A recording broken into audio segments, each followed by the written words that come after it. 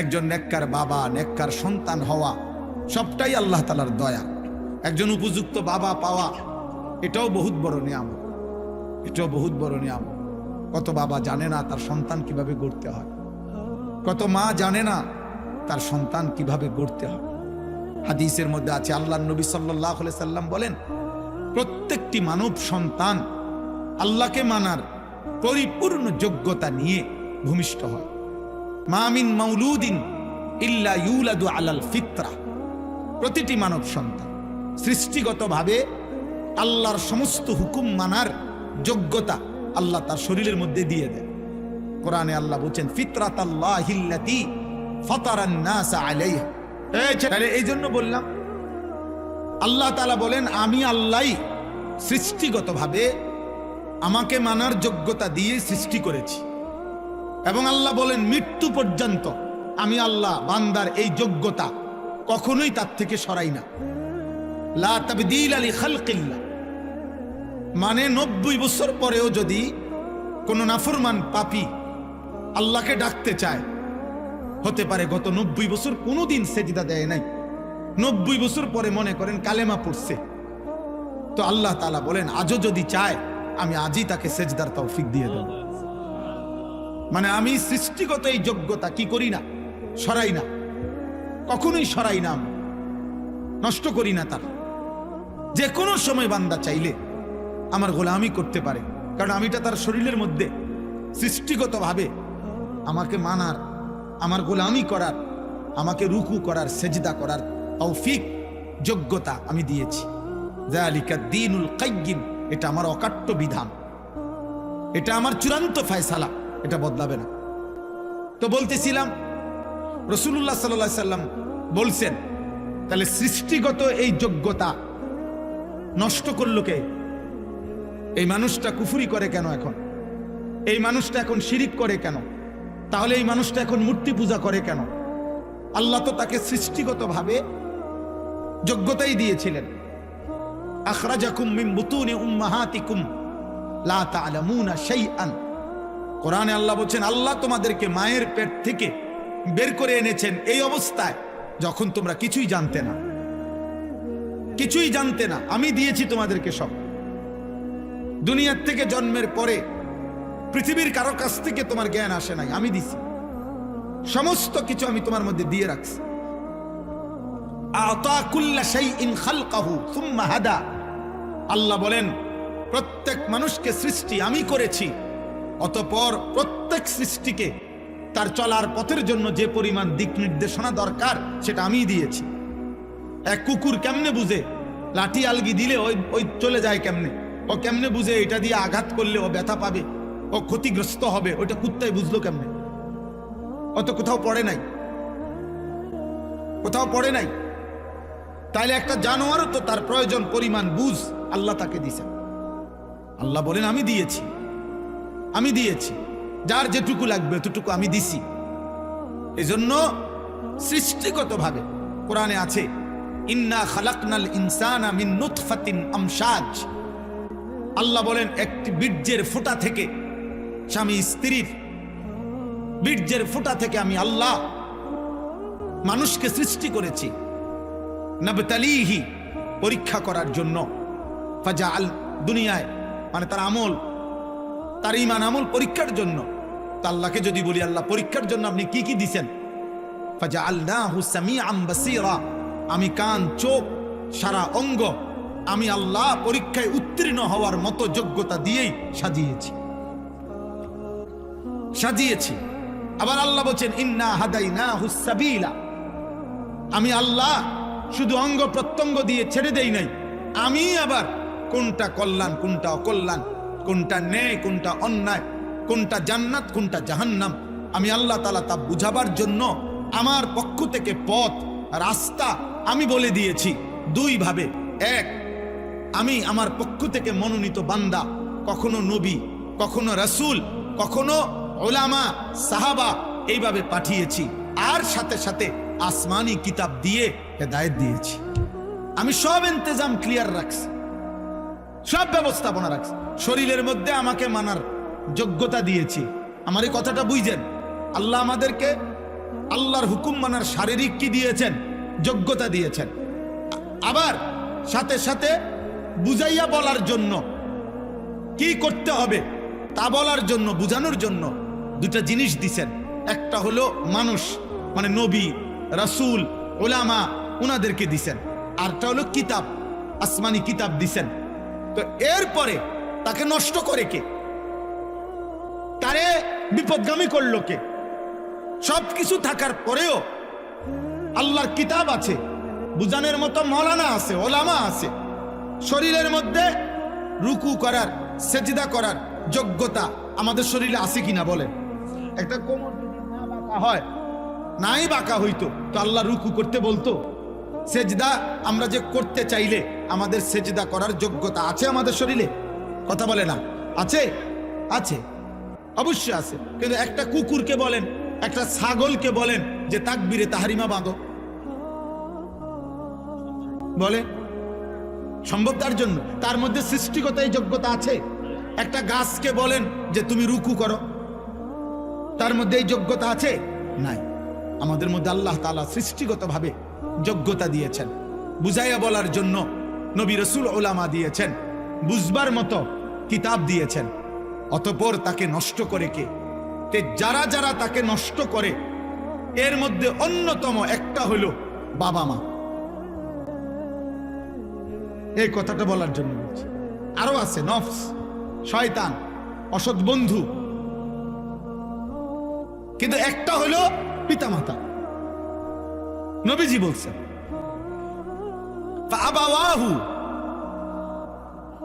ফাআবাওয়াহু, সরাসরি হাদিস। আল্লাহর নবী বলেন আমার এই সৃষ্টিগত আমাকে মানার যোগ্যতাটা নষ্ট করে দিল কে? নবীজি বলেন তার বাবা মা। তার বাবা মা ইউহাব্বিদানিহি, তাকে ইহুদি বানিয়ে দিল, আও ইউনাসসিরানিহি, তাকে খ্রিস্টান বানিয়ে দিল, আও ইউমাজ্জিসানিহি, তাকে অগ্নি পূজক বানিয়ে দিল। আপনার ঘরে হিন্দি সিরিয়াল চলে, আপনার ঘরের টেলিভিশনের মধ্যে হিন্দি সিনেমা চলে। হিন্দি সিনেমার প্রত্যেকটার মধ্যে দুইটা জিনিসকে বিশেষভাবে দেখানো হয়।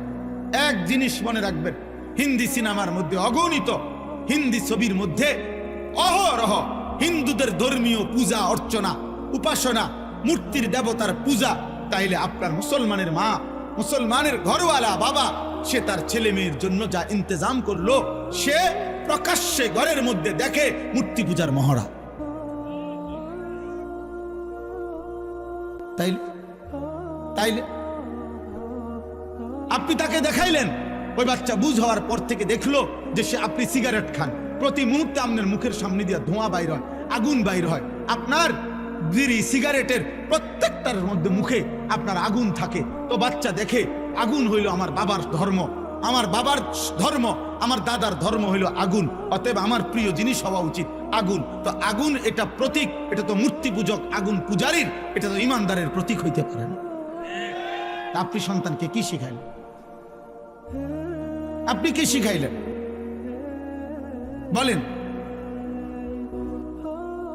তাইলে এই জন্য এটা বোঝা উচিত, পিতা মাতার খামখেয়ালি আহা সন্তান বরবাদ করে দেয়। হাসরের ময়দানে, হাসরের ময়দানে ওই মা বাপ, ওই অভিভাবক যাদের কারণে তাদের অনুসারীরা, অনুগতরা, সন্তানরা জাহান্নামী হবে, খোদার কসম তারা যে যার কারণে জাহান্নামী হইছে, যাকে দেখে, যাকে অনুসরণ করে, আল্লাহর কসম সে তাকে ডাক দিবে, আল্লাহকে বলবে আল্লাহ আমার আব্বারে দেখতে চাই, আমার ওই নেতাটারে আমার একটু দরকার, আমার ওই দোস্ত তারে আমার একটু দরকার, আমার মাকে আমার একটু দরকার। আমি নিজ চোখে দেখছি, আমার এই দুই চোখে দেখছি, মাজারে রাস্তার থেকে দাঁড়াইয়া আমি দেখছি মহিলা তার 6 বছরের বা 8 বছরের বাচ্চাটাকে সাথে নিয়ে মাজারের মধ্যে সেজদা দিতেছে। মহিলা বাচ্চাটা দিতে চায় না, মহিলা এমনি মাথাটা জাতা দিয়া, চাপ দিয়া বাচ্চাটাকে সেজদা করাইছে। হায় মা, তুই কি করলি? তুই মা করলিটা কি? তুই তোর ছেলেটাকে মুশরিক বানায় দিলি। আল্লাহ তাআলা যার রক্তে ঈমান দিছিলেন, যাকে সৃষ্টি লগ্নে আল্লাহ ঈমানের নিয়ামত দিয়ে দিছিলেন, আল্লাহকে মানার, তুই মা তাকে মুশরিক বানায় দিলি। মা কি করলা মা তুমি? ছেলেটাকে কি করলা তুমি? তুমি সুদের টাকা নিয়ে ছেলে মানুষ করছেন কেন?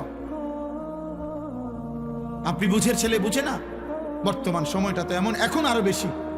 4 বছরের বাচ্চা যা বুঝে, আগের দিনে 40 বছরের ব্যাড হইতে এত বুঝতো না মিয়া। 5 বছরের বাচ্চা পৃথিবী এখন যা বুঝে, 50 বছরের বুড়া বিয়াও দুনিয়া এত বুঝে না, দুনিয়া এত বুঝে না। অতএব আমাদের এই সচেতনতা ভীষণ দরকার। আপনারা গ্রামের মানুষ বলে, আপনারা গ্রামের মানুষ এই সমস্ত নয়সয় কথা বলে খামখেয়ালি করেন না বাপ। আমি অনুরোধ করছি, এই বাপ, গ্রামে থাকেন আর শহরে থাকেন, সম্পদ কম থাকুক আর না থাকুক, অভাবে থাকেন আর প্রাচুর্যে থাকেন, মৃত্যু আসবেই, কবরে যেতে হবেই, আখেরাতে মুখোমুখি আল্লাহর হতে হবেই, আল্লাহর মুখোমুখি হতে হবেই, মালাকুল মউত আমাদেরকে নিয়ে যাবেই। এই আমি আপনাদের সামনে কোরআনুল কারীমের যে আয়াতগুলো পড়ছি, এই আয়াতগুলো আমি একটু ব্যাখ্যা পরে করতেছি, আগে তরজমাটা শুধু শোনেন, তাইলে আপনি বুঝবেন। শুধু অনুবাদটা শুনেন আল্লাহ কি বলেন। আমি এখানে 21 নম্বর পারা কোরআনুল কারীমের 32 নম্বর সূরা, এই সূরাটার নাম সূরা সাজদা। এই যে আমরা যে সেজদা দেই, বুঝেন নাই? এই সূরার নামে সেজদা। এই সূরার 4টা আয়াত, 11, 12, 13, 14, এই 4টি আয়াত পড়ছি এই মাত্র শুরুতে। আগে 4টা আয়াতের তর্জমা শুনেন। এই 4টা আয়াতে আল্লাহ তাআলা কি বলতেছেন শুনতেছেন আপনারা সবাই? দোস্ত, বুট খাইও না, মাঝখান দিয়ে কেউ বুট বাদাম খাইও না। আমি অনুরোধ করছি, চলে গেলে আমি বললাম কোনো অসুবিধা নাই, তুমি চলে যাও, যার অসুবিধা হয় চলে গেলে আমার কোনো আপত্তি নেই, কিন্তু শুনলে, বসলে মনোযোগ দিয়ে শুনলে ভালো। আমি দোস্ত অনুরোধ করলাম, মনোযোগ হইলে ফায়দা হয়। বক্তার পর বক্তা আনলাম, 3 জন বক্তা, 6 জন বক্তাও, একজন উঠলো আরেকজন নামলো, কেউ হুঙ্কার দিল, কেউ ঝংকার দিল, কেউ টান দিল, কেউ সুর দিল, কারো হাসি দিলে ভাল লাগে, কেউ কানলে ভাল লাগে, কেউ চিৎকার দিলে ভাল লাগে, কেউ উড়ে লাইলে ভাল লাগে। এই সমস্ত দিয়ে হবে না আব্বা, এর কোনো ফায়দা নাই, কোনো ফায়দা না। এটা কোনো বিষয় না বাবা, বিষয় হলো আমি উপলব্ধি, আত্ম উপলব্ধি। আহা, আমি কে, আমি কি করছি, আমি কোত্থেকে আসলাম, আমার কি করা উচিত, আমি যাব কোথায়, প্রতিনিয়ত মানুষগুলো কই যাচ্ছে, আমার বাবা কই গেলেন, আমার দাদা কই গেলেন, আমার চাচা মামা ফুফা খালুরা কই গেলেন, আমার জ্যাঠারে আমি 1 সপ্তাহ আগে দেখা গেছি, 1 সপ্তাহ পরে দেখছি জ্যাঠা নাই। জানাজা আমি পড়াইছি, জানাজার আগে আমি জ্যাঠার কবরের দিকে তাকাইছি, কবর তখন খালি, কবরে তখনও রাখে নাই আমার জ্যাঠাকে। আমি আমার বাড়ির কবর, তো কবরের দিকে তাকায় দেখা কিছুক্ষণ তাকায় থাকছি, আর আমি মনে হয় যেন শুনতেছি যে কবর আমারে বলে, আনিস, আমার থেকে কয়টা মাটি আমি তোমার জ্যাঠারে বানাইতে দিছিলাম, আজ আমার মাটি আমি নিয়ে নিলাম।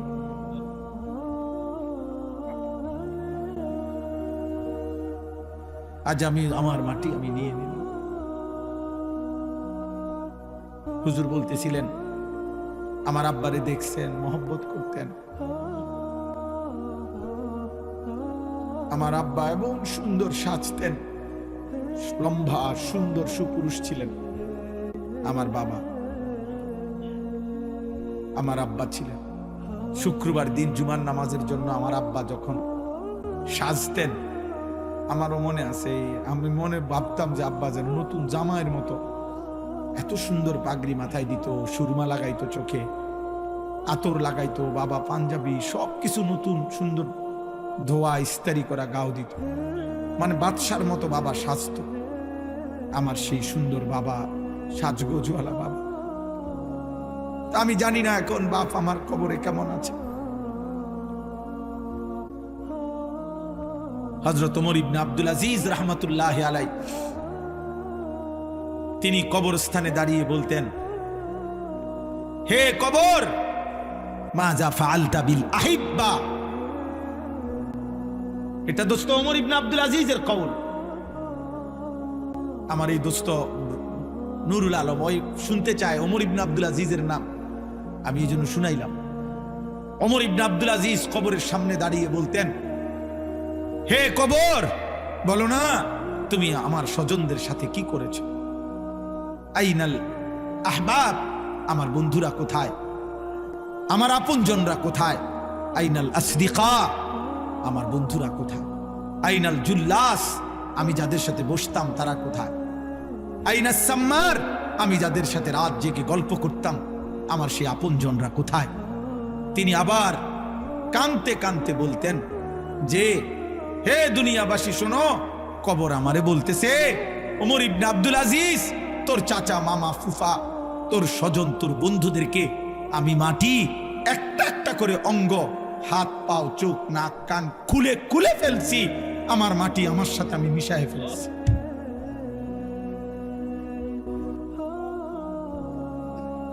আমার মাটি আমি আমার সাথে মিশায় ফেলছি। দোস্ত আমার, বন্ধু আমার, প্রিয় নওজোয়ান, তুমিও থাকবা না আমিও থাকবো না, তুমিও থাকবা না আমিও থাকবা না। উনিও ছিলেন, এখন নাই। আল্লাহ তাআলা বলেন, শুনেন, এই মৃত্যুর দৃশ্য, আল্লাহর সামনে দাঁড়াবার দৃশ্য, মৃত্যুর মুহূর্তের স্মৃতি অবস্থা আল্লাহ তাআলা এখানে তুলে ধরছেন। এই জায়গা বড় সাংঘাতিক। আমার একজন আপনজন, আমার বিবির বড় ভাই মাওলানা মুফতি উসমান গনি 2-3 দিন আগে আমার সাথে সফরে ছিলেন উত্তরবঙ্গ। তো এক জায়গায় ফজরের নামাজ পড়াইছেন এই 2 দিন আগে। তো ফজরের নামাজে উনি এই আয়াতের এই সাইডটা পড়ছেন। উনি যে সময় পড়ছে নামাজে, তখনই আমার কলিজা ছিঁড়ে গেছে যে হায় মালিক, আপনি কি বললেন? ওইখান থেকে এটা মনে হয়েছে যে আমি আপনাদেরকে শুনাই। আল্লাহ তাআলা বলেন, কুল, হে নবী আপনি বলুন, ইয়াতাওয়াফাকুম মালাকুল মাউতিল্লাযী ওয়াক্কিলা বিকুম, আমি আল্লাহর পক্ষ থেকে আমি যেই ফেরেশতা মালাকুল মউত আজরাইলকে দায়িত্ব দিয়েছি, সেই ফেরেশতা মালাকুল মউত আজরাইল তোমাদের প্রত্যেককে নির্দিষ্ট সময়ে মৃত্যু দিয়ে দিবে। ইয়াতাওয়াফাকুম, তোমাদের মৃত্যু ঘটাবে, তোমাদের জান কবজ করবে আমার হুকুমে।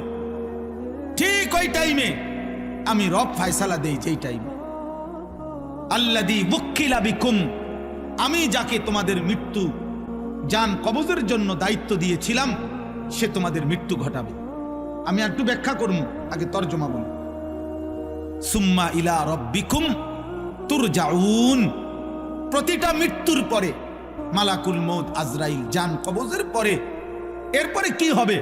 আল্লাহ বলেন, অতঃপর তোমরা সকলেই একমাত্র শুধুমাত্র আমি আল্লাহর কাছেই ফিরে আসো।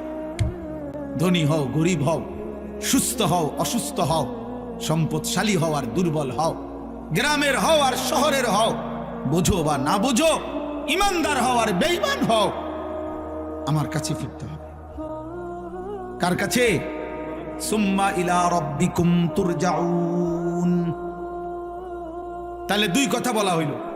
1, হে নবী আপনি বলে দেন তোমাদের প্রত্যেককে আমি আল্লাহর পক্ষ থেকে নির্ধারণ করা মালাকুল মউত আজরাইল জান কবজ করবে, মৃত্যু দেবে, অতঃপর তোমাদের সকলকেই আমি আল্লাহর কাছে ফিরতে হবে, আসতে হবে। গেল এটা।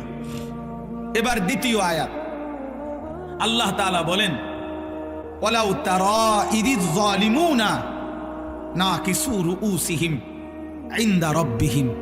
হায় বন্ধু, আপনি যদি সেই দৃশ্যটা একটাবার দেখতেন। আল্লাহ মহব্বত করে নবীকে বলতেছেন, বন্ধু আপনি যদি ওই দৃশ্য দেখতেন, ওয়ালাউ তারা, যদি আপনি দেখতেন, ইযিল মুজরিমুনা, সমস্ত পাপী নাফরমান কাফের মুশরিক মুনাফিক বেঈমান অবাধ্য আল্লাহর দুশমন, আল্লাহর এক এক হুকুমের লঙ্ঘনকারী, নামাজ নাই, বন্দিগি নাই, ঈমান নাই, সেজদা নাই, গোলামি নাই, হালাল হারামের পার্থক্য নাই, চুরি ডাকাতি জিনা ব্যভিচার মদ জুয়া বেপরদিগি বেহায়াপনায় জীবন শেষ করছে যারা, আল্লাহ বলেন আপনি যদি এমন একটা একটা পাপীকে আপনি যদি দেখতেন, না কিছু রুউসিহিম ইনদা রাব্বিহিম, প্রত্যেকেই কিভাবে আমি আল্লাহর সামনে নিজেদের মাথা নুয়ে মাথাটা নিচের দিকে দিয়ে দাঁড়িয়ে আছে। সেদিন আমি আল্লাহর সামনে চোখ তুলে তাকাবে, সেদিন আমি আল্লাহর চোখের দিকে তাকিয়ে একটা প্রশ্নের উত্তর দিবে, সেদিন আমি আল্লাহর মুখোমুখি হলে আমার দিকে চোখ ফিরে দেখবে। খোদার কসম আল্লাহ বলে, বান্দা এই সক্ষমতা থাকবে না, এই সক্ষমতা থাকবে না, এই সক্ষমতা থাকবে না। আল্লাহ এবার বলেন, তো মাথা নিচের দিকে দিয়ে নাফরমান চোখের পানি ফেলতে ফেলতে বলবে, রব্বানা আবসারনা ওয়া সামি'না, আল্লাহ জাহান্নামের দৃশ্য যা দেখার তা তো দেখলাম, যা শুনবার আযাবের ঘোষণা তা তো শুনলাম, ফারজি'না, অতএব মাওলা আপনার কাছে মুখোমুখি হয়ে মাথা নিচের দিকে নামিয়ে অপরাধী হিসাবে স্বীকৃতি দিয়ে আজ শুধু একটা আবদার, আমার একটা বারের জন্য দুনিয়ায় ফেরত দেন, আর একবার আমারে দুনিয়ায় যেতে দেন, না আমাল সালিহান, এবার গেলে সত্যি সত্যি আমি নেক আমল করব, গুনাহ ছাড়ব, সেজদা দেব, আপনার গোলামি করব। কেন? ইন্না মুকিনুন, আজ আমি আখিরাত বিশ্বাস করছি, আজ আমি কবর বিশ্বাস করছি, আজ আমি হাসর বিশ্বাস করছি, আজ আমি জান্নাত জাহান্নাম বিশ্বাস করছি। অতএব আপনি আমারে আরেকবার দুনিয়ায় ফেরত যেতে দেন। আল্লাহ তাআলা এবার তৃতীয় আয়াত, আল্লাহ তাআলা বলেন, আল্লাহ জবাব দিবেন, ওয়ালাউ শি'না লাআতাইনা কুল্লা নাফসিন হুদাহা। আল্লাহ বলেন, এই বান্দা, এই নাফরমান, তুমি জানো আমি সেই আল্লাহ, আমি তো চাইলে প্রথমবারের দুনিয়াতেই তোমাদের সকলকে সেজদা দেওয়াইতে পারতাম, আমার গোলামি করাইতে পারতাম, আমার বন্দিগি তো আমি করাইতে পারতাম, আমি তো ক্ষমতাবান ছিলাম, আমি তো পারতাম আমার এক সুতা নাফরমানি করে এক ঢোক পানি তো পান করতে পারতা না, আমি চাইলে আমার বিরোধিতা করে আমার হুকুমের লঙ্ঘন করে এক সেকেন্ড আমার নিঃশ্বাস নিতে পারতা না, হৃদয়ের স্পন্দন চলতো না, আমি তো পারতাম বান্দা, কিন্তু ওয়ালাকিন হাক্কাল কওলু মিন্নি, আমি আল্লাহর চূড়ান্ত ফয়সালা এটা, লা আমলা আন্না জাহান্নামা, আমি জাহান্নামকে পূর্ণ করব, মিনাল জিন্নাতি ওয়ান নাসি আজমাইন, অগণিত মানুষ এবং জিনের দ্বারা, অগণিত মানুষ এবং জিনের মাধ্যমে আমি আমার জাহান্নামকে পূর্ণ করে দেব। নাউযুবিল্লাহ, নাউযুবিল্লাহ। আল্লাহ বলছেন, এই জন্য আমি তো সকলকে চাইলে দুনিয়াতে, আচ্ছা বলেন আমরা যারা এখানে আছি এক ওয়াক্ত নামাজ পড়ি না, আল্লাহ চাইলে আমাদেরকে নামাজ পড়াইতে পারবে না? আমরা যারা আল্লাহর নাফরমানি করি, আমাদের আল্লাহ চাইলে আমাদেরকে আল্লাহর অনুগত বান্দা হিসাবে দুনিয়া চালাইতে পারবে না? আমরা আল্লাহ আমাদের সাথে কুলাবে না? কথা বলেন না কেন? আল্লাহ আমাদের সাথে পারবে না? আল্লাহ তাআলা বলেন, ফাযুকু, এই দেখেন শেষ আয়াত, ফাযুকু বিমা নাসিতুম লিকা ইয়াউমিকুম হাদা। অতএব হে বান্দা, এটা সাংঘাতিক কথা, হে আমার নাফরমান বান্দা, জাহান্নামের আযাব ভোগ করো। আজকে নাসিতুম লিকা ইয়াউমিকুম হাদা, এই আখিরাত, এই পরকাল, এই হাসরের মাঠ তুমি দুনিয়ায় থাকতে ভুলে গিয়েছিলে। কত লক্ষবার তোমার কাছে আমি পৌঁছাইছি, কত ইমাম, কত আলেম, কত ওয়াইজ, কত আউলিয়া, কত পীর, কত বুজুর্গ, আল্লাহর প্রিয় বান্দা চোখের পানি ফেলে ফেলে তোমারে বলছিল তুমি টোটালি আখিরাত ভুলে গেছো, গুনার নাফরমানির উৎসব করছো, গুনার নাফরমানির জোয়ার উঠায় দিছো। তুমি যেমন সেদিন দুনিয়ায় থাকতে আজকের আখিরাতকে ভুলে গিয়েছো। আল্লাহ বলেন, ইন্না নাসিনাকুম, আজ আমি আল্লাহ তোকে ভুলে গেলাম, আজ আমি তোকে ভুলে গেলাম। অতএব দেখি এবার তোর কোন বাপ তোরে বাঁচায়। এবার তুমি বলো বান্দা, তোমার কোন বাপ তোমাকে বাঁচাবে? আল্লাহ বলেন, ফাযুকু ওয়াযুকু আযাবাল খুলদি বিমা কুনতুম তা'মালুন। অতএব তোমার সারা জীবনের যা কর্ম, পাপ, নাফরমানি, তোমার কুফর, তোমার শিরিক, তোমার নিফাক, তোমার গুনাহ, তোমার নাফরমানির বদলায় আজ তুমি চিরস্থায়ী আযাব জাহান্নাম ভোগ করো। নাউযুবিল্লাহ। আমার ভাই, এবার ছোট্ট দুইটা কথা, এই তর্জমা শেষ। আমি যেহেতু রাত হয়েছে এই জন্য লম্বা করতে চাচ্ছি না, একসাথে আমি তর্জমা বলে দিলাম। তাহলে এই আয়াতের মূল বক্তব্য কি? মূল বক্তব্য হলো, প্রথম কথা হলো মালাকুল মউত আজরাইল আমাদের প্রত্যেকের জান কবজ করবে কিনা বলে? রাসূলুল্লাহ সাল্লাল্লাহু আলাইহি ওয়াসাল্লাম ওনার কাছে আজরাইল নিজে শুনাইছে, ইয়া রাসূলুল্লাহ, এই পৃথিবীর প্রত্যেকটি মানুষ আমার সামনে, একজন মানুষের সামনে একটি থালার মধ্যে তার সব আইটেমের তরকারি সহ তার খাবার যেমন তার চোখের সামনে থাকে, এই কায়নাতের সমস্ত ইনসানের রূহটা আমি আজরাইল মালাকুল মউতের সামনে ঠিক এরকম একটি প্লেটের মতো সামনে। আর আল্লাহ যখনই হুকুম করে আমি তৎক্ষণাৎ আমার প্লেটের সামনে থেকে খাবার যেরকম তুলে নেই, আমি ওইরকম ওই প্রাণীর, ওই মানুষটার আমি আল্লাহ তাআলা হুকুমে আমি তৎক্ষণাৎ রূহটা কবজ করি। এটা আল্লাহ নবী সাল্লাল্লাহু আলাইহি ওয়াসাল্লাম বলছেন। 2 নম্বরে আল্লাহ নবী সাল্লাল্লাহু আলাইহি ওয়াসাল্লাম বলেন, হে আমার উম্মত, মালাকুল মউত আজরাইল প্রত্যেক মানুষের কাছে যখন জান কবজ করতে আসে, এই জান কবজ করতে আসলে আজরাইল কারো কাছে তাকে না দেখাইয়া জান কবজ করে না। প্রত্যেক ইমানদার হোক নাফরমান হোক, আজরাইল আগে আইসা দাঁড়ায়, এরপরে জান কবজ করে। এ দাঁড়াইবার সময় হাদিসের মধ্যে আছে, মালাকুল মউত আজরাইল যখন এসে দাঁড়ায়, তো নাফরমান আর পাপী তার সামনে আজরাইল যখন দাঁড়ায়, এতটা বিভৎস, এতটা কুৎসিত, এতটা জঘন্য ভয়ানক আগুনের লেলিহান শিখাওয়ালা আকৃতি নিয়ে দাঁড়ায়। তাফসীরে আছে, ইব্রাহিম আলাইহিস সালাম জীবনে একবার আজরাইলের নাফরমানের সামনে কেমনে দাঁড়ায় এই আকৃতিটা একবার দেখতে চাইছিলেন। আজরাইল দেখাইছেন, ইব্রাহিম আলাইহিস সালাম চিৎকার করে বেহুশ হয়ে গেছেন। আর হুঁশ আসার পরে ইব্রাহিম নবী বলছেন, হে মালাকুল মউত, খোদার কসম, জাহান্নামের আযাব লাগবে না, কবরের আযাব লাগবে না। তুমি মালাকুল মউতের এই ভয়ঙ্কর দৃশ্য কোন নাফরমান পাপী, কোন মুশরিক বেঈমান একবার দেখলেই তার সারা জিন্দেগীর গুনার শাস্তির জন্য এটাই যথেষ্ট, এটাই যথেষ্ট, এটাই যথেষ্ট। আজকে যুবক ভাই, আজকে বয়স্ক বাবা, আপনারা আমরা সবাই খামখেয়ালি করছেন। আমার কাছে কিতাব আছে, কিতাবে লিখছে ঈসা আলাইহিস সালাম নূহ নবীর একজন বংশধরকে কবর থেকে উঠাইছিলেন। কবর থেকে উঠাবার পরে ঈসা নবী উনার বংশধরকে জিজ্ঞেস করছে, হে নূহ নবীর বংশধর, আপনি দুনিয়ার মধ্যে কতদিন হায়াত পাইছেন? তখন ওই নূহ নবীর বংশধর বলছে 450 বছর।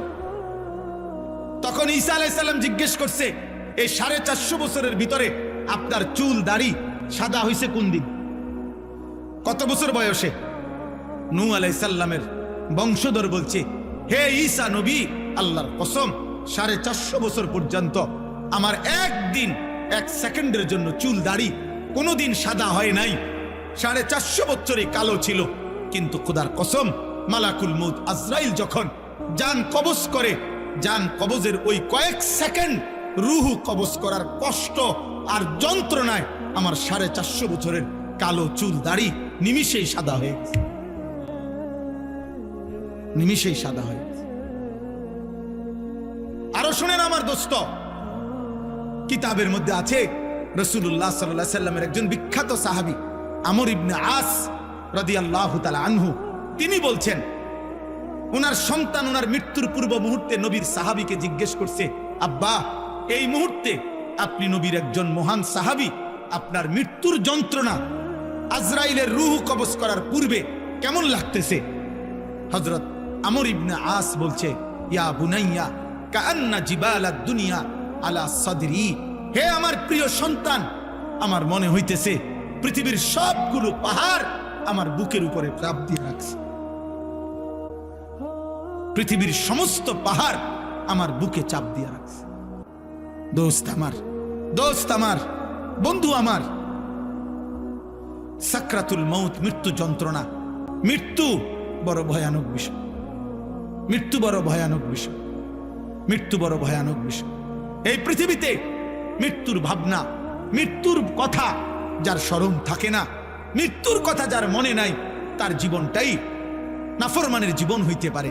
কোন ইমানদার অথবা কোনো বিবেকবান যে চোখের সামনে মৃত্যু দেখছে, সে অহংকার করে কেমনে? যে চোখের সামনে অনিশ্চিত মৃত্যু দেখে, সে দুনিয়া নিয়া এত পাগল পারা হয় কেমন? আল্লাহ বলেন আমার সামনে মাথা নুয়ে থাকবে আর বলবে আল্লাহ আমি সব দেখছি, জাহান্নামের আযাব দেখছি, আমার দুনিয়ায় ফেরত দেন। আল্লাহ বলবে না বান্দা, না বান্দা, আমার বাপ এত মৃত্যু, এত লাশ, এত মানুষের জানাজা দেখবার পরে এই ঈদগাহ মাঠে কত মানুষের জানাজা হয় না? কথা বলেন না? আপনাদের কবরস্থান নাই? এখানে একজন মানুষ আছেন যে কোনোদিন কবর দেখেন নাই? বলে না ভাই, একজন মানুষ আছে যে কখনো লাশ দেখে নাই, কোনো জানাজা পড়ে নাই? এত মৃত্যু, এত লাশ, এত জানাজা, আমাদের একটা বারও যদি আখেরাত মনে না করায়, এর কেমন শক্ত পাষাণ দিল হইল বাপ। এই যুবক ভাই, রাত অনেক হয়েছে আব্বা, তোমরা যে কয়জন আছো আমি হাত জোড় করে দোস্ত আমার বলি না বাপ, কেমনে তুমি এত মৃত্যু দেখে, তোমার পূর্বপুরুষের কেউ দুনিয়ায় নাই, তুমি এক ওয়াক্ত নামাজ পড়ো না, এত শক্ত, এত পাষাণ কেমনে হইল আব্বা? আরে আব্বা, দুনিয়ার মেম্বার, চেয়ারম্যান, দুনিয়ার কোনো নেতা মেতার বিরোধিতা করিলে হইতে পারে সাময়িক কিছু যন্ত্রণা হইতে পারে, পেরেশানি হইতে পারে, কিন্তু এত বড় সৃষ্টিকর্তার নাফরমানি করে যাবা কোথায়? যাবা কোথায় বাপ? একটা ছেলে বলো, একজন বাবা বলেন আজকে 30 বছর যারা সুদ খাইতেছেন, প্রতিদিন যাদের ঘরে রঙিন টেলিভিশন চলে, যাদের স্ত্রী ছেলে মেয়ে নামাজ পড়ে না, আপনি বলেন না আব্বা এগুলা কি গুনাহ না? কথা বলেন না কেন? তো এই গুনার কি কোনো আখিরাতে হিসাব হবে না? আমার বাপ, কুরআনুল কারীমের মধ্যে আছে একজন নাফরমান মোট 3 বার আল্লাহর কাছে আবার দুনিয়ায় ফেরত আসতে চাইবে। খোদার কসম 3 বারই আল্লাহ বলবেন না না না বান্দা।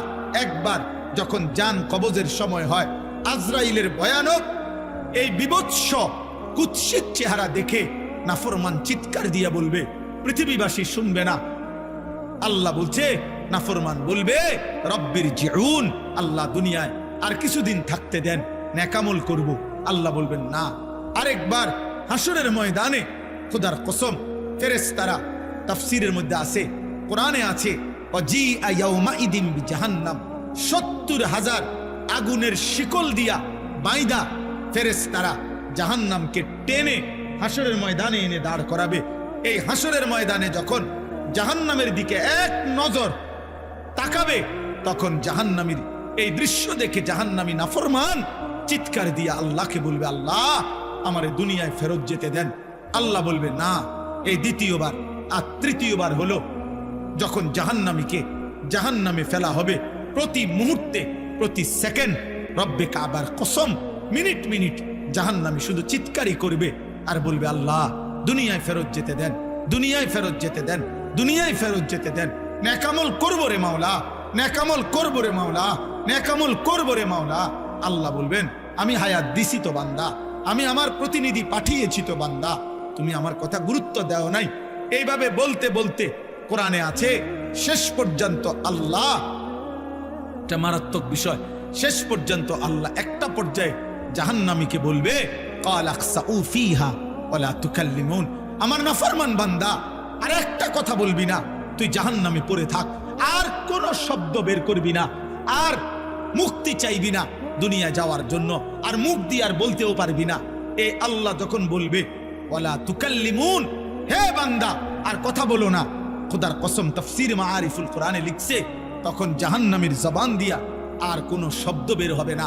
এবার যা বের হবে তা হয় কুকুর, নাই তো গাধার বিকট আওয়াজ। জাহান্নামীর জবান থেকে কুত্তার আওয়াজ বের হবে, গাধার আওয়াজ। এই জন্য রাত গভীরে দোস্ত আমার, কবরবাসীদের মৃত্যু, মরহুম মাওলানা সাহেবের মৃত্যু, আর এই আমাদের স্বজনদের মৃত্যু, এই সব মৃত্যুর কথা স্মরণ করে আমাদের এটা উচিত ভাবা, আমাদের গন্তব্য আমাদের আখিরাত, আমাদের গন্তব্য আমাদের কবর, আমাদের গন্তব্যই আমাদের চলে যাওয়া, আমাদের চলে যাওয়া। এই রং তামাশার এই দুনিয়ায় আমরা বেশি বাড়াবাড়ি করছি জানি।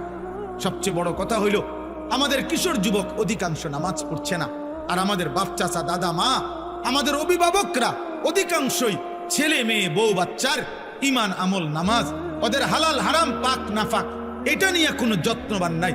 সবাই ব্যস্ত বিল্ডিং দালান ঘর বাড়ি সোফা খাট ফার্নিচার এই নিয়েই ব্যস্ত। আরে বাবা, আপনার ছেলে এক ওয়াক্ত নামাজ পড়ে না, কার লাগা বিল্ডিং বানাইতেছে?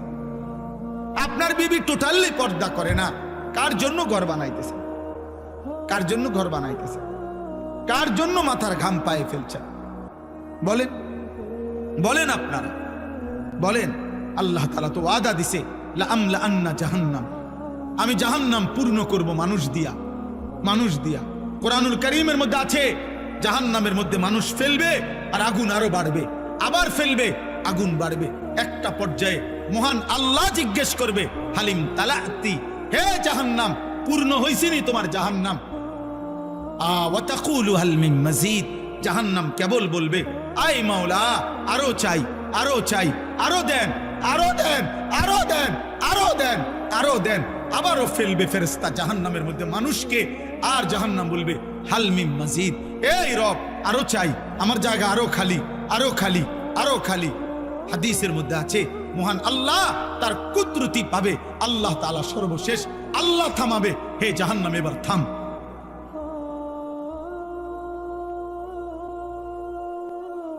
আফসোসের বিষয়, আফসোসের বিষয়। আপনি ভেবে দেখেন, আমরা কিতাবে পড়ছি, আমার কাছে এই কিতাব গাড়িতে আছে। একজন বড় বুজুর্গ ছিলেন আলী ইবনে ফুজাইল, এই মহান বুজুর্গ একদিন রাত্রিবেলা আল্লাহর কোরআন পড়তেছিলেন। তো পড়তে পড়তে হঠাৎ কোরআন শরীফের এই আয়াত পড়ছেন, ওয়াকিফুহুম ইন্নাহুম মাসউলুন। কিয়ামতের দিন আল্লাহ ফেরেশতাদেরকে বলবে, আমার বান্দাকে আমার সামনে এনে দাঁড় করাও, আমি আল্লাহ এখন তাকে জিজ্ঞেস করব। এই কথাইটা উনি যখন পড়তেছিলেন তাফসীরের মধ্যে, আরে ওই হাদিস কিতাবে আছে, উনি এত বেশিবার এই আয়াতিটা বারবার পড়তেছিলেন আর কাঁদতেছেন, আহা আল্লাহ জিজ্ঞেস করবে, আল্লাহ জিজ্ঞেস করবে, আল্লাহ জিজ্ঞেস করবে। একটু পরে ঘরওয়ালারা টের পাইছে উনি বেহুশ হয়ে গেছেন। এরপরে হাত দিয়ে দেখছে না, উনি মারাই গেছেন, মারাই গেছেন। এই এক কথা শুধু ভাবছেন, আহা আমার রব আমাকে জিজ্ঞেস করবে, আমি কি উত্তর দেব? আমার রব আমাকে জিজ্ঞেস করবে, আমার মালিক বলবে, আনিস 365 দিনে কোনো দিন ফজরের নামাজ পড়লা না? আমার ভোরের আলো তোমায় কখনো দেখলো না? প্রতিটা দিন সূর্যের আলো, এই ভোরবেলা যে আমি সূর্য উঠাইলাম তোমার জন্য উঠাইছিলাম। আমি তো আল্লাহ সূর্য ছাড়াও আমি তো আছি, আমি তো তোমার জন্য ভোর এনেছিলাম, তুমি আমার সেজদা দিলা না? আমি তো তোমার জন্য রাত্র ডুবাইছিলাম, সূর্য অস্ত গিয়েছিল, তুমি মাগরিব পড়লা না? তুমি এশার নামাজ পড়লা না? কি উত্তর হবে আব্বা বলে? এজন্য আমি সব সময় বলি, ওই মৃত মানুষের রুহের মাগফিরাত এটার চাইতে বেশি দরকার আমাদের জীবিত মানুষের হেদায়েতের ফিকির। যে কবরে চলে গেছে তিনি তো চলেই গেছেন, উনি ওনার ভালো মন্দ নিয়া উনি তো কবরে চলেই গেছেন, উনি আর ফিরবেন না, আর সুযোগ হবে না। উনি হাজার বুঝলেও এই কবর থেকে চিৎকার করলেও উনি তো আর এই জমিনে আসবে না। কিন্তু আমরা তো এখনো বেঁচে আছি, আমাদের তো এখনো সুযোগ ছিল, আমরা তো পারতাম আজও আল্লাহকে সেজদা দিতে, আমরা তো পারতাম আল্লাহকে ডাকতে, পারতাম আল্লাহকে ডাকতে। অতএব এই রাত গভীরে আমার কথা আমি এতটুকুই আজকে বললাম, আমরা প্রত্যেকে ইনশাআল্লাহ নিজের আখিরাত, নিজের কবর, নিজের মৃত্যু, এই অনিবার্য বাস্তবতাকে আমরা স্মরণ করে আমরা আখিরাতকে, নিজের জীবনকে সাজাবার চেষ্টা করব। বলেন ইনশাআল্লাহ। যুবক ভাই, তোমরা ফজরের নামাজ পড়ো ভাই। প্রিয় ভাই, তোমাদের অনেক ছেলে আব্বা চুল চেহারা লেবাস পোশাক দেখলে বোঝা যায় শরীর নাফাক, পেশাব করে পানি নাও না, নারী ছবি অস্থি দৃশ্য দেখে দেখে নিজেদের চেহারাটা নষ্ট করে ফেলছ। অনেক ছেলে তোমরা তোমাদের অল্প বয়সে চেহারা বুঝায় যা অনেক কালো হয়ে গেছো, চেহারার সৌন্দর্য নষ্ট হয়ে গেছে। চুলের পেখম দিয়া সুন্দর হয় না আব্বা, সেজদা দিয়ে সুন্দর হয়, সেজদা দিয়ে সুন্দর হয়। সেজদা দিয়ে সুন্দর হয়, সেজদা দিয়েই সুন্দর হয়। হ্যাঁ হ্যাঁ, আহা, আল্লাহ আমাদেরকে হেফাজত করেন, আল্লাহ আমাদেরকে হেফাজত করেন, আল্লাহ আমাদেরকে হেফাজত করেন। রব্বুল আলামিন এই কপাল আমাদের বানিয়েছেন সেজদার জন্য। এই পৃথিবীর কোনো কাজে কপাল লাগে না।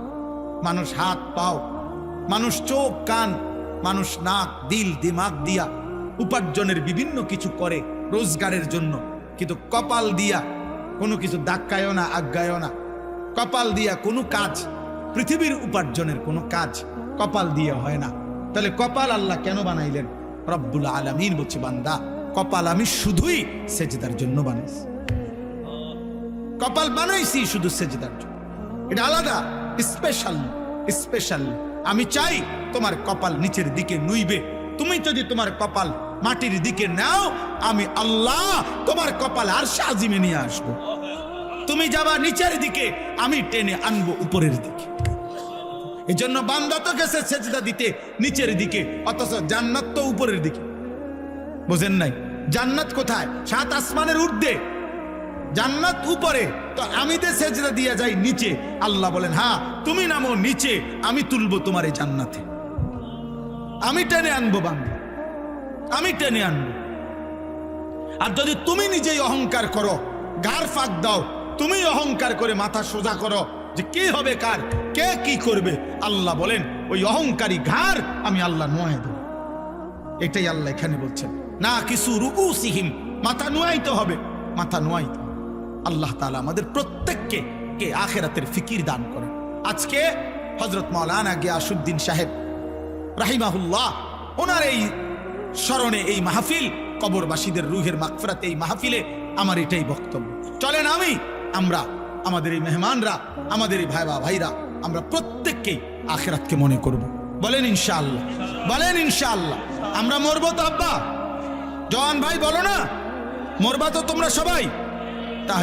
তাহলে সেজদা দাও, সেজদা। আল্লাহ বড়। এই আমার শেষ কথা ভাই, আল্লাহ কোন বান্দা সেজদা দিলে আল্লাহ সবচেয়ে বেশি খুশি হয়। আকরাব নবীজি বলছে, বান্দা আল্লাহর সবচেয়ে কাছে পৌঁছে যখন বান্দা সেজদা দেয়। এই জন্য আমার শায়েখ আল্লামা মুফতি মুশতাকুর নবী সাহেব বলে, বান্দা যখন সেজদা দেয় আল্লাহ তখন এরকম পিঠে মাথায় হাত বুলায় দেয়, হাত বুলায় দেয়, হাত বুলায় দেয়। আল্লাহ যেন কুদরতি হাত বুলিয়ে দেয় আর বলে, আনিস আচ্ছা আমার সেজদা দিছো, আমার কাছে আসছো, ঠিক আছে, ইরফা রাসাকা, মাথা তোলো বান্দা, বসো বসো। এবার বসাইয়া আল্লাহ নিজে সামনে আইনা আল্লাহ যেন সামনে রেখে বলে, আচ্ছা বান্দা বলো তো কিছু, আর কোনো কিছু বলার আছে তোমার? তো বান্দা বলে আত্তাহিয়াতু লিল্লাহ। আল্লাহ বলে, আচ্ছা আমার প্রশংসা করছো, মাশাআল্লাহ। এবার আর কিছু? এবার বলে আল্লাহুম্মা সাল্লি আলা মুহাম্মদ। আচ্ছা আমার বন্ধুর দুরূদ পড়ছো, খুশি হলাম, আর কিছু বলবা? তো এবার বান্দা বলে, মাওলা আমার মূল বিষয় হলো আমি আপনার সেজদা দিয়ে আপনার কাছে আসলাম, আপনার প্রশংসা আত্তাহিয়াতু বলে করলাম, আপনার বন্ধুর দুরূদ পড়লাম। মূল বক্তব্য হলো আল্লাহুম্মা ইন্নী যালামতু নাফসি যুলমান কাসীরা, আমি বড় বেশি নাফরমান মাওলা, আমার গুনাহ অনেক বেশি, আমি বেশি গুনাহ করে ফেলেছি। ওয়ালা ইয়াগফিরুয যুনুবা ইল্লা আনতা, এই শব্দের অর্থ হলো আল্লাহ, আপনি ছাড়া মাফ করার কেউ নাই। তাহলে আপনি, এ কথা মানুষ বলে সামনে মুখোমুখি ব্যক্তিকে, সামনের জনকে বলে আপনি। বোঝেন নাই আমার কথাটা? মানুষ তুমি বলে কাকে? সামনের লোককে আপনি বলে। তো বান্দা যেন আল্লাহর মুখোমুখি, এই জন্য আল্লাহকে বলে আপনি ছাড়া মাফ করার কেউ নাই। ফাগফিরলি মাগফিরাতাম মিন ইনদিকা, আপনার নিকট থেকে মাগফিরাত দিয়ে আমাকে আপনি মাফ করে দেন। ওয়ারহামনি, আপনি আমাকে রহম করেন। ইন্নাকা আনতা, নিশ্চয়ই আপনি গফুরুর রহিম, আপনি মাফ করে নেওয়ালা, দয়াবান। আল্লাহ বলে, বান্দা এত কিছু বলে সেজদা দিয়ে আমার প্রশংসা করে, আমার বন্ধুর দোয়া দুরূদ শরীফ পড়ে, আমার মুখোমুখি, একদম মুখোমুখি থেকে তুমি যখন মাফ চাইছো, এমন মালিক আমি ফিরাইয়া দেই কেমনে? যা বান্দা মাফ। কি বললেন? আল্লাহু আকবার। তো এই জন্যই এখন কি কইলো? দোস্তে আল্লাহু আকবার কইলো। তো এই জন্য নবী শিখাইছে এটা, যে নামাজি যেন কল্পনা করা উচিত যে আমি যখন পড়লাম ইন্নাকা আনতাল গফুরুর রহিম, এই সালাম ফিরাইবার পর্যন্ত, তো আল্লাহ যেন বলল যা মাফ করে দিলাম। এবার নামাজি সালাম ফিরাইয়াই যেন বলে উঠলো, এটাই সুন্নত আল্লাহু আকবার বলা, অর্থাৎ এ কথা বলা যে আল্লাহ বড়, এই দুনিয়াবাসী আমার মালিক আমারে মাফ করে দিছে রে। এই জন্য সালাম ফিরাইয়া একবার কি বলে, আল্লাহু আকবার, আমার মালিক বড়, মালিক আমারে মাফ করে দিছে। আমি মালিকের কাছে বসে কইছি আমারে মাফ করে দিত, আমার মালিক কইছে যা মাফ।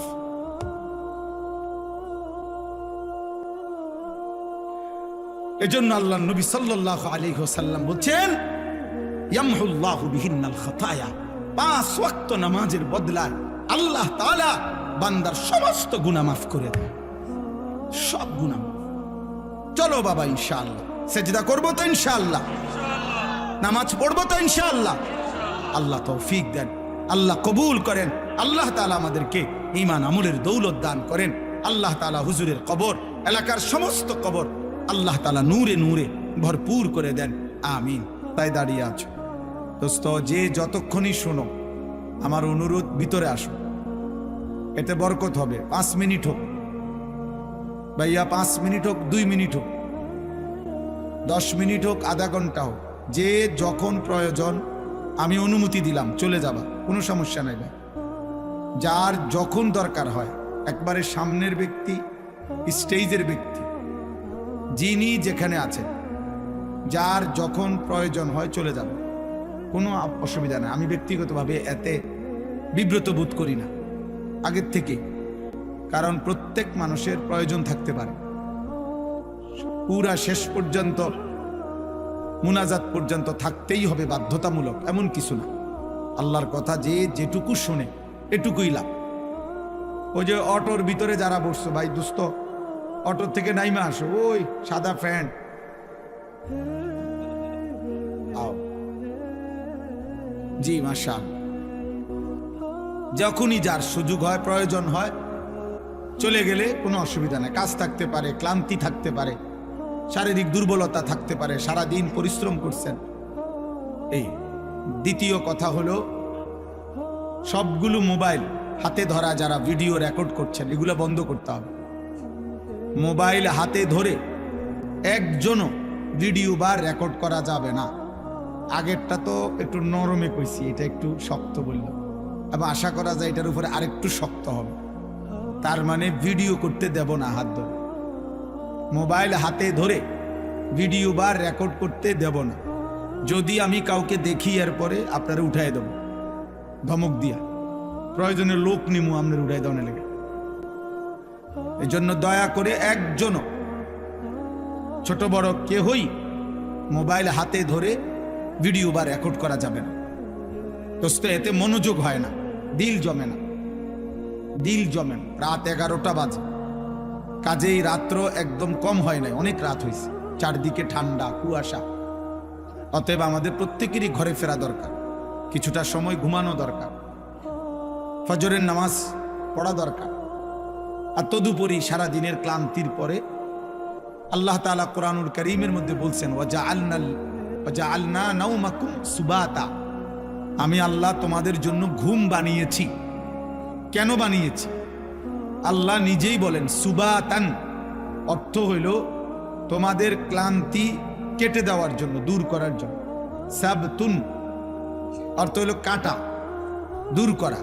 আল্লাহ বলেন তোমাদের ক্লান্তি দূর করার জন্য তোমাদের জন্য ঘুম আমি বানিয়েছি, আমি বানিয়েছি। ঘুম আল্লাহ তাআলার সৃষ্টি। ও আব্বা কথা বলো না, বাবা কথা বলো না, ঘুমাইলো, শুয়েলো, তোমরা ছোট মানুষ তো, শরীর তো এটা আর কত শুয়ে থাকবে। তাইলে ঘুম এটা আল্লাহর মখলুক। আমরা যে বলি আপনার 18,000 মখলুকাত, তো মনে করেন এইটার সম্পর্কে আরো মতামত আছে। 18,000 হোক আর 16,000 হোক, 2,000 বেশি হোক আর কম হোক, অথবা 10,000 বেশি হোক কম হোক, সবই আল্লাহর, সবই কার? আল্লাহ। তো এই মখলুকাত বলতে শুধু গরু, ছাগল, মানুষ, জিন এটা না। বরং আল্লাহ তাআলার মাখলুক বলতে আমরা সবটা বুঝিও না আমরা। যেমন এই ঘুম, এটা আল্লাহর মাখলুক, এটা আল্লাহ তাআলার মাখলুক। ওয়া জাআলনান নাহার, আল্লাহ বলেন আমি দিন বানিয়েছি, এটা আল্লাহর মাখলুক। ওয়া জাআলনাল লাইলা, আমি আল্লাহ রাত বানিয়েছি, তাহলে এটা আল্লাহর মাখলুক। ওয়া আন্নাহু হুয়া আদহাকা, আল্লাহ বলেন তিনি হাসান, এই হাসি এটা আল্লাহ তাআলার মাখলুক। ও আবকা, আল্লাহ কাঁদান, এটা আল্লাহর মাখলুক। তাহলে আমরা আল্লাহর মাখলুক কোনটা কিরকম কেমন সবটা বুঝিও না। এই জন্য বাপ, প্রিয় ভাই নওজোয়ান, সবাই মিলে মহব্বতের সাথে আন্তরিকতা নিয়ে আল্লাহর কথা শুনলে বরকত হবে। একজন পরম শ্রদ্ধেয় জনাব হযরত মাওলানা গিয়াসউদ্দিন সাহেব আমাদেরও অনেক মহব্বতের ছিলেন। এক কথায় আমাদের সমগোত্রীয় মানুষ ছিলেন।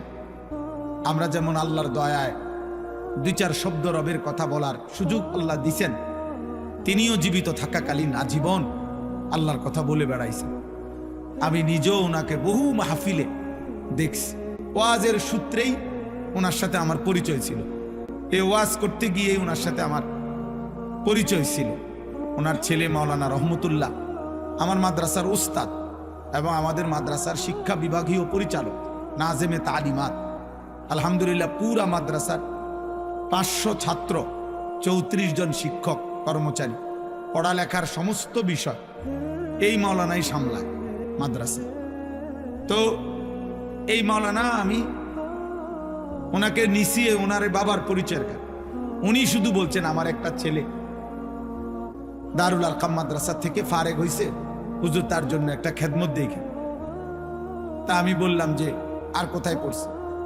বলছে যে আমার হাফেজ মাওলানা আবু হানিফ ভাই রসুলপুর মাদ্রাসায় পড়ছে। আবু হানিফ ভাই তো আবু হানিফ ভাই, আমার দোস্ত। এই জন্য দোস্তরে জিগাইছি, দোস্ত বলছে কোনো কথা নাই। আমিও বলছি আর কোনো কথা নাই। আলহামদুলিল্লাহ আল্লাহর দয়ায় জিন্দেগির প্রথম খেদমত আমাদের মাদ্রাসা এখনো করছে। এই জন্য ভাই সবাই মিলে, একজন প্রিয় মানুষ তিনি ছিলেন, আপনাদের ভালোবাসার মানুষ ছিলেন। আমরা জানাজার সময়ও ছিলাম এবং গত বছরের মাহফিলও আমরা ছিলাম। আল্লাহ তাআলা আমাদের সবাইকে ঈমান আমলের জীবন দান করেন।